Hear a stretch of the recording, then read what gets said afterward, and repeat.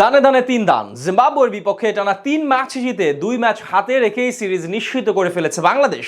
এখন বাকি পথটা শুধুই বাংলাদেশের অপেক্ষা। এদিন প্রথমবারের মতো আগে ব্যাট করে বাংলাদেশ। বিশ্বকাপের প্রস্তুতির কথা চিন্তা করলে টপ অর্ডাররা ছিল পুরোপুরি ব্যর্থ। তবে সফলতার পুরো গল্পটা ছিল মিডল অর্ডারে। বিশেষ করে তাওহিদ হৃদয় আর জাকের আলীর ঝড়ো ব্যাটিংয়ে বড় পুঁজি যেমন পায় বাংলাদেশ, তেমনি নিয়ন্ত্রিত বোলিংয়ে বড় ব্যবধানে জয় তুলে নেয় টিম টাইগারদের সিরিজ জয়ের বাকি গল্পটা রিপোর্টে।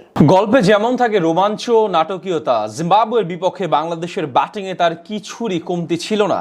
বাংলাদেশের ইনিংসটাকে এদিন দুইটা ভাগে ভাগ করে নেওয়া যায় খুব সহজেই। এক পাশে ব্যর্থতা, গ্লানি আর লজ্জা, অন্যটাতে শুধুই গৌরব গাথা।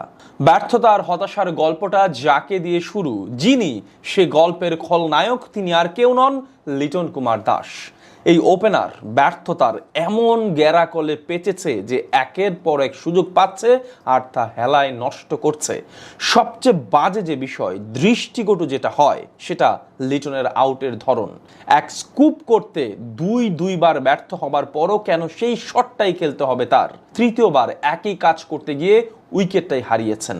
এ যেন ছেলে খেলায় মেতেছেন।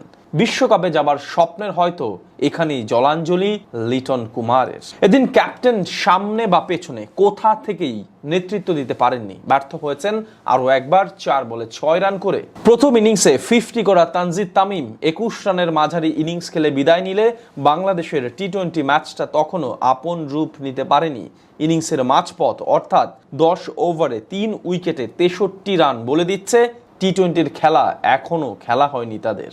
কিন্তু মুদ্রার উল্টো পথ ছিল ফুলে ফুলে রাঙা। মিডল অর্ডারে উঠেছে কালবৈশাখী ঝড়, সুনামি বয়েছে জিম্বাবুয়ের বোলিং লাইন আপে। টি-20 ক্রিকেট কিভাবে খেলতে হয় টপ অর্ডারদের যেন অ আ ক খর মতো বুঝিয়ে দিলেন তাওহিদ হৃদয় আর জাকের আলী।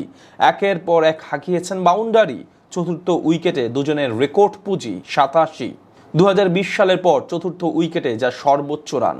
সংক্ষিপ্ত ফরম্যাটের ক্যারিয়ারে প্রথম 50 করে হৃদয় জিতে নিয়েছে বাংলার। ৩৮ বলে ৫৭ রানে থামে তার ইনিংস। আরেক মারকুটে ব্যাটার জাকের আলী একটুর জন্য বঞ্চিত হয়েছেন 50। তিনি করেছেন ৩৪ বলে ৪৪। ঝড় তোলার সময়টাই পাননি অভিজ্ঞ রিয়াদ আর তরুণ রিশাদ।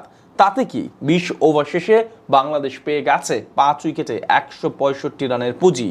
মানে শেষ ১০ ওভারে ওরা রান করেছে ১০২। আগের ২ ম্যাচে ১৫০ করতে না পারা জিম্বাবুয়ে এদিনও শুরু থেকেই হয়ে যায় দিশেহারা।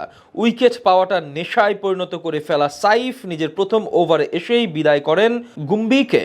তানজিম সাকিবও এদিন সুযোগ পেয়ে ঝড় তোলেন। জাতীয় দলের জায়গা পাওয়ার জন্য কতটা ক্ষুধা জমে আছে তরুণ এই পেসারের তা চোখের দেখাতেই বোঝা যায়। অথচ এক্সপেরিয়েন্স ক্রিকেটাররা অটো চয়েস তকমা নিয়ে খেলে যাচ্ছেন ম্যাচের পর ম্যাচ। পাওয়ার প্লের শেষ ওভারে সাইফ তুলে নেন আরেকটি উইকেট। রিশাদ হোসেনও দ্রুতই বিদায় করে দেন জিম্বাবুয়ের অধিনায়ককে। এরপর কেউই আর ক্রিজে দাঁড়াতে পারেনি ঠিকঠাক মতো। আরও একবার বোলারদের নৈপুণ্যে ম্যাচ জিতে নেয় টাইগাররা। এই জয় সিরিজটাও নিশ্চিত করে ফেলেছে শান্ত বাহিনী।